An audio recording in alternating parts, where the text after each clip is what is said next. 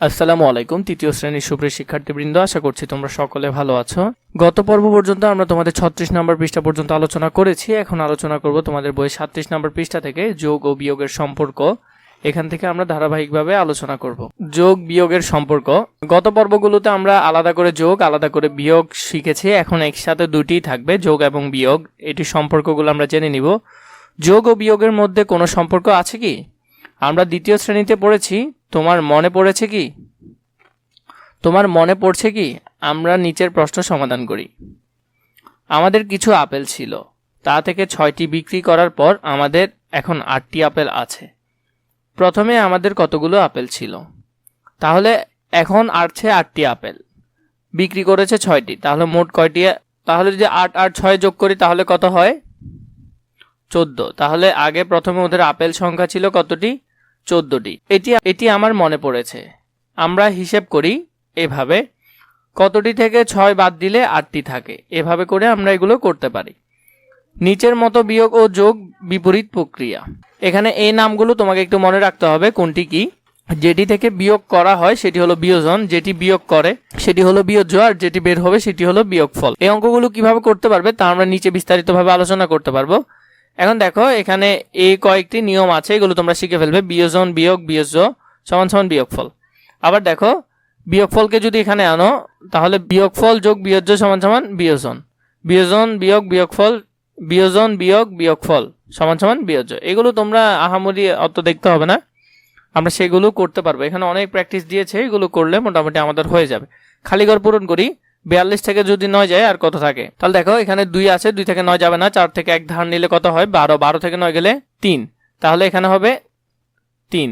এখন দেখো, 4 থেকে 1 ধার নেওয়ার ফলে 4 আর কত আছে? 3 আছে, 1 চলে গেলে 3 থাকবে, তাহলে আর থাকতেছে 33। এখন দেখো, এখানে 55, এখানে 30। 55 থেকে কত বিয়োগ করলে 30 হয়? তুমি এটা করার জন্য তুমি চাইলে করতে পারো।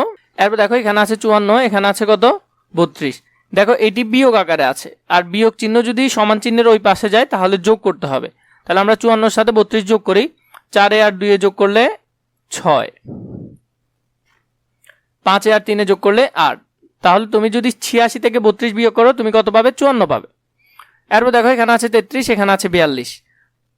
সমান চিহ্নের যদি এদিকে থাকে যোগ আকারে, সামনে কিছু নাই মানে যোগ আছে, তাহলে 33টা ওইদিকে পাঠালে বিয়োগ করতে হবে। তাহলে দেখো, 42 থেকে যদি 33 বিয়োগ করো, 3 থেকে 2 গেলে 1, 4 থেকে 3 গেলে 1। তুমি যদি 33-এর সাথে 11 যোগ করো তুমি পাবে 42। 30 এবং 25 যোগ করলে কত? 5 আর 0 যোগ করলে 5, 2 আর 3 যোগ করলেও 5। 6 থেকে 4 বিয়োগ করলে থাকে 2, এখানে আছে 5, এখানে আছে 8, 5 থেকে 8 বিয়োগ করলে থাকে 3। এখন দেখো, এটি বিয়োগ আকার আছে, এটি যদি এদিকে আসে তাহলে যোগ করতে হবে, কারণ সমান চিহ্নের এপাশে আসলে যোগ করতে হয়। 9 আর 3 যোগ করলে কত হবে?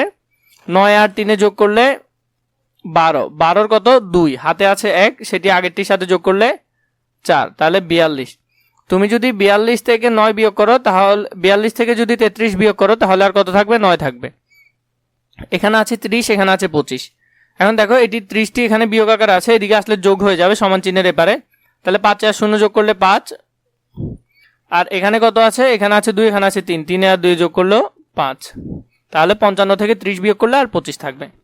এরপর দেখো, 54, 32, এটি তো সহজ। 4 আর 2 যোগ করলে 6, 3 আর 5 যোগ করলে 8, তাহলে 86।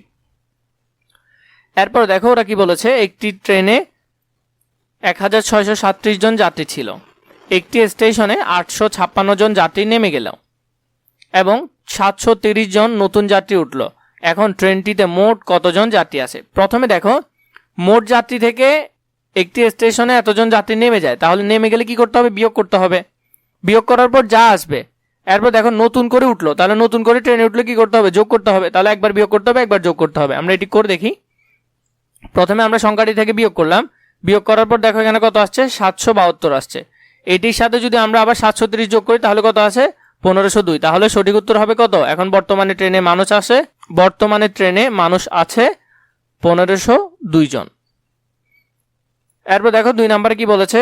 কোন বিদ্যালয়ে মোট 538 জন শিক্ষার্থী ছিল।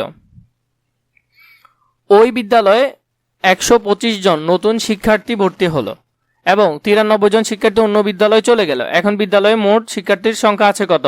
প্রথমে নতুন শিক্ষার্থী সংখ্যা আছে 538 জন। নতুন করে ভর্তি হয়েছে 125 জন, তাহলে যোগ করতে হবে। দেখো যদি যোগ করি 8 আর 5 যোগ করলে কত, 13, 13 3 হাতে আছে 1, 3 আর 1 4, 4 আর 2 6, এখানে আছে আর এখানে আছে 5, 5 আর 1 6, তাহলে 663 জন। শিক্ষার্থী চলে গেছে কয়জন, 93 জন। তাহলে 3 থেকে 3 চলে গেলে 0, 6 থেকে 9 যাবে না, এক ধার নিয়ে 16 করতে হবে, 16 থেকে 9 গেলে 7, 6 থেকে 1 নিয়ে ফেলার পরে এখানে আর আছে 5, তাহলে 570 জন। তাহলে আর কতজন শিক্ষার্থী আছে এখন, 570 জন। বিদ্যালয়ে মোট শিক্ষার্থী আছে এখন 570 জন।